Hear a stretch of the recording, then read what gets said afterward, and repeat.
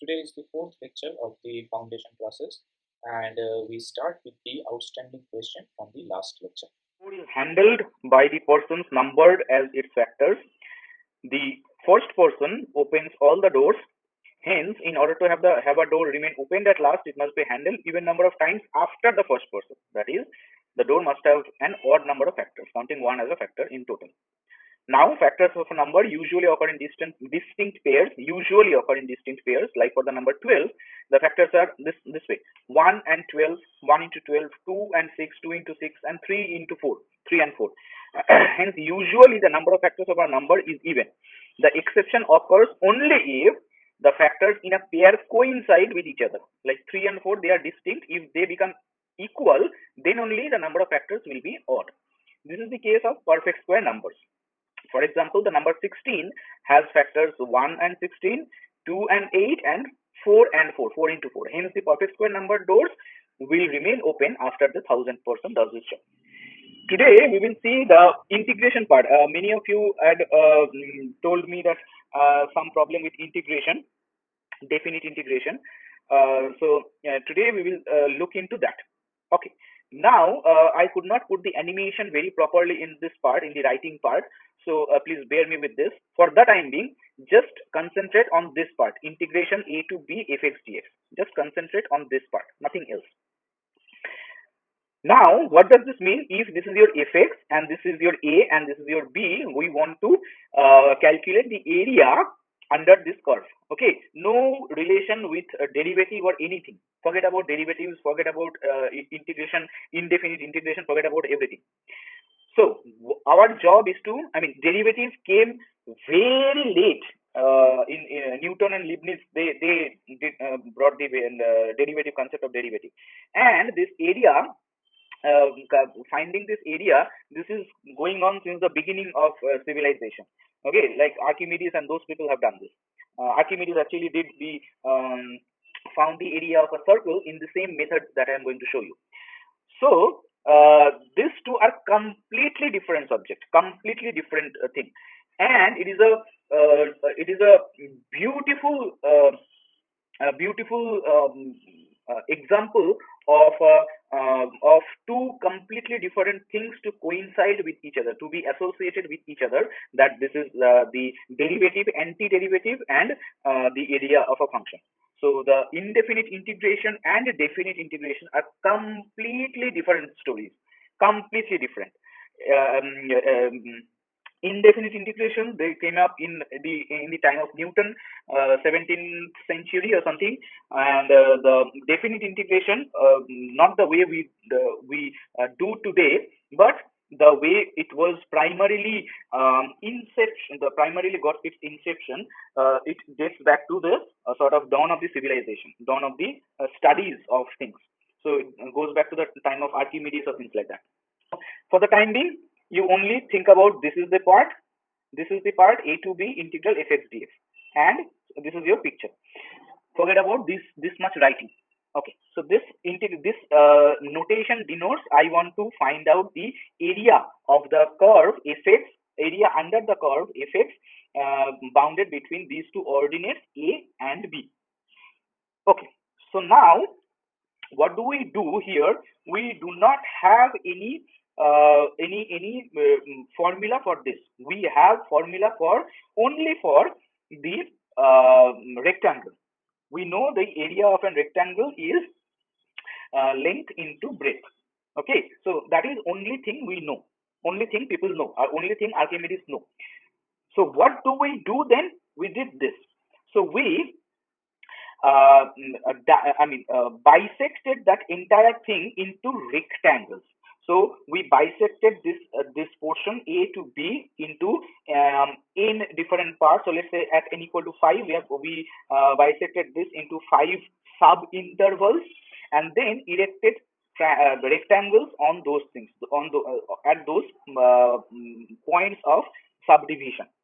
So then if we do this, then it will be the each of the area we know, because we know how to find the area of a rectangle. So we know what is the area of this rectangle, we know what is the area of this rectangle, this one, this one, this one. So we can add them up and we get some approximation of the actual area.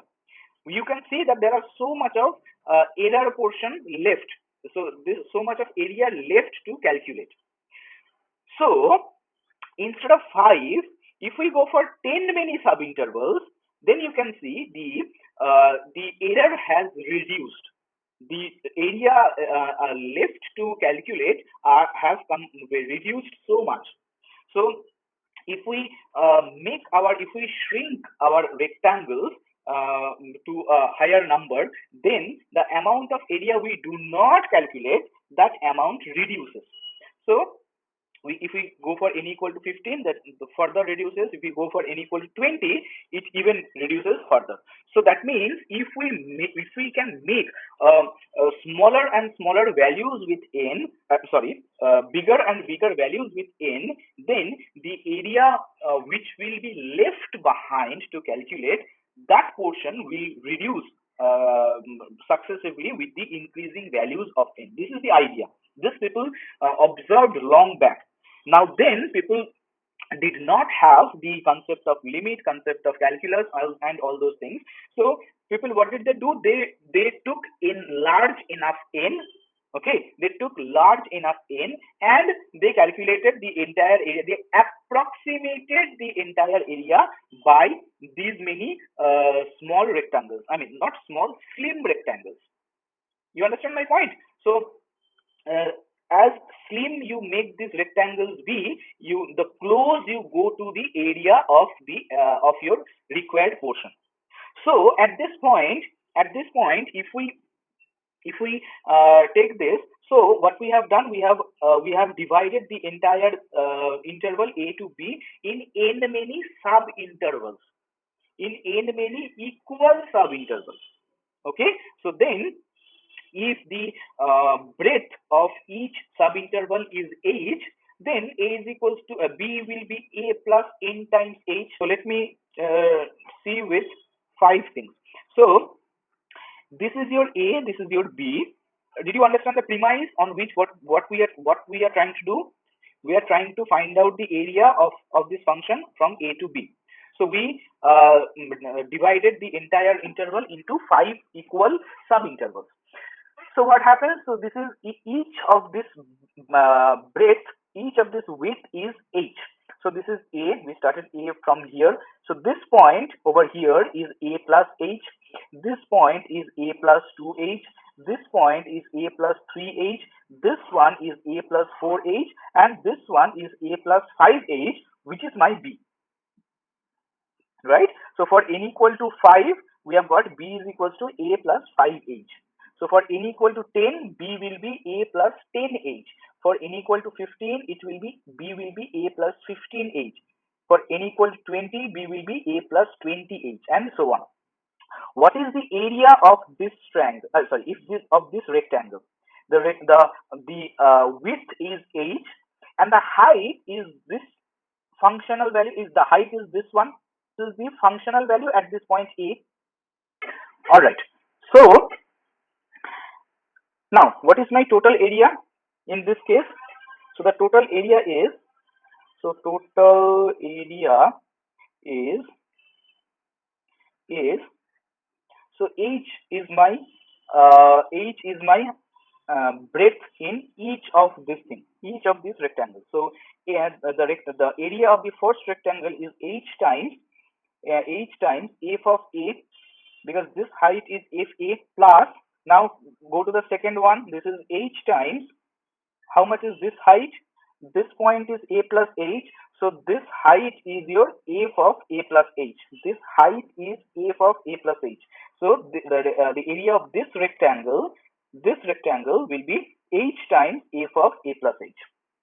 Next one, h times. So for this one, the breadth is still h, no doubt about that. What is this point? So this is my height. So what is this point? F of a plus 2h. So that is this height. This is f of a plus 2h. Next one will be, So over here, h into f of a plus 3h, and the last one is plus h into f of a plus 4h. Okay, so this is what is coming as equal to h is outside, h is common to all of them. Now if I write a sum, so that is what it becomes. K runs from 0, so so it is f of a plus 0, so that is your h times fa. K equal to 1, so that is h times f of a plus h. K equal to 2, f of a plus 2h. K equal to 3, f of a plus 3h, and k equal to 4, f of a plus 4h. So we have this 0 to 4, so these 5 many things are there. So this is h times k runs from 0 to 4, f of a plus kh. So what is this 4? How is this 4 related with this n? This is n minus 1. Okay, so there comes the first portion of this one. All right, so this is k runs from 0 to n minus 1, h is common, f of a plus kh. Then you apply limit as h is tending to 0, or limit as n tending to infinity. Now this part, this limit is something you added much later after Newton and Leibniz they invented calculus. Okay, so this limit portion is something has been put here to establish the relation between this one and this antiderivative formula. So this limit was not there primarily. What primarily people did, that was they subdivided the entire interval into rectangles. Then they shrunk that the amount of subdivision to even more, to include more points of subdivision within that interval. They did it as long as they get the desired value, desired approximation value. Okay, so you can imagine if we take this to n equal to 25, this will even be smaller. This thing will even be smaller. If we take n equal to 200, this will be even smaller, and eventually be same as this area. Understand? So this limit as n tending to infinity, this part is much new addition to this formula. This formula was there since Archimedes. They took some sufficiently large value for this n to get a satisfactory answer. You understand my point? People took sufficiently large values of n to get a satisfactory answer. Satisfactory answer means that these small error portions, this gray area, that is your error portion, the brown area is your calculated portion. So this gray area, if they could reduce it to some satisfactory level, then that sufficiently large n they took to calculate this area. There is one more way to look at it. That is this way. We calculated all the rectangles from the bottom. We can also calculate all the rectangles from the top. From the bottom case, in the bottom scenario, we will always be the approximated area what we calculate, that will always be smaller than the actual area. The approximated area will always be smaller than the actual area, because you see these portions are always there, this gray area are always there, so the approximated area will always be smaller in this case. Now there is no hard and fast rule that it should be always be smaller, so we can go bigger as well, no problem. So this is the other case. This is the other case. So here, if we calculate once again, so total area is equal to the breadth of the subdivisions are still h, no doubt about that, right? So h times, so what will be the area of this rectangle? What will be the area of this rectangle? What is the height? This is the height, f of a plus 8. So next one, this one is your height. This is your height. So this is h times f of a plus 2h, next h times f of a plus 3h, then h times f of a plus 4h, that goes for this one, and finally the last one is h times f of a plus 5h. Agreed? So this is your area in this scenario when we are approximating from the above.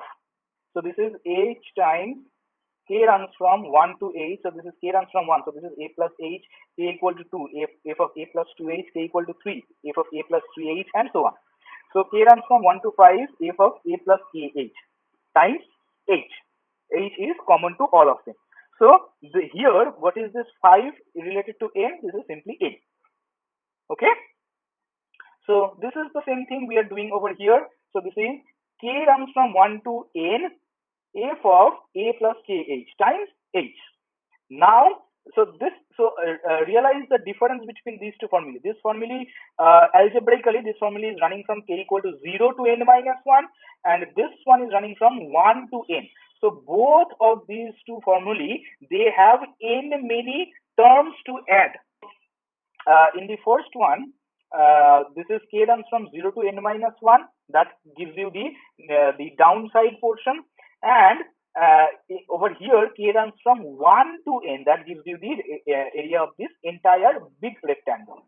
So here also, if we make our subdivision smaller and smaller, and as it shrinks, the area of the amount of error will decrease. So if we can choose sufficiently large n so that we get a satisfactory bound on the error that it commits, then we will be happy. So that is our this one. So that is what is meant in the modern mathematics, relative to Archimedes, that limit h tends to 0 or limit n tends to infinity, whatever you can say. Limit h tends to 0 or n tends to infinity, h times this sum. So this is the upper sum and this one is the lower sum. So these two things are same. And this is the definition of definite integration. There is no smell of indefinite integration, derivative, antiderivative, nothing. This is purely a geometric thing, purely this way it is done. Up to this line, there is no essence, no smell of calculus. Okay, this limit h tends to 0, this we have put later. After this, there is no smell of calculus at all. This is way more grandfather of this last line. Okay, in terms of age, this is way more older than the definite integration. Indefinite integration. Even actually, this notation, integration notation, you write the letter s, and then if you stretch from this end, you hold this end and you hold this end and you stretch, elongate like a rubber band, then you get something like this. This is basically a sum. This is basically s. This has nothing to do with differentiation and anti-differentiation and all those things. Nothing. So that is how this notation you have got. The notation for integration. Notation of integration. Integration primarily was for calculating area. It had nothing to do with differentiation. So this is what up to here. This part, up to here, this part is simply this dates back to Archimedes. Only this portion, remaining this portion, limit h tends to 0, that has been added later. So that this portion only, this dates back to Archimedes and nothing to do with differentiation. Now, when people got introduced to calculus and differentiation and so on and many things, then people established this formula. Okay, people established this formula that this is antiderivative, the difference of the antiderivative function at the extreme points of the domain. So fx, where f dash x is equals to fx, then it will be the difference of these two values that people found out much later. And this is a beautiful example of sheer coincidence, sheer beauty in mathematics, that these two completely unrelated topic, completely unrelated. This is like apples and oranges. There could not be any relation between this second line and this third line. Could not be any relation. But this is a sheer beauty of mathematics, that this actually is true. A rare case in mathematics where these two completely unrelated things in mathematics coincide with each other and our life becomes easier. This is known as the fundamental theorem of integral calculus. Fundamental theorem of integral calculus. This last line, this portion, this is one is equals to this one. This is the fundamental theorem of integral calculus, which you will learn in the third semester, second year.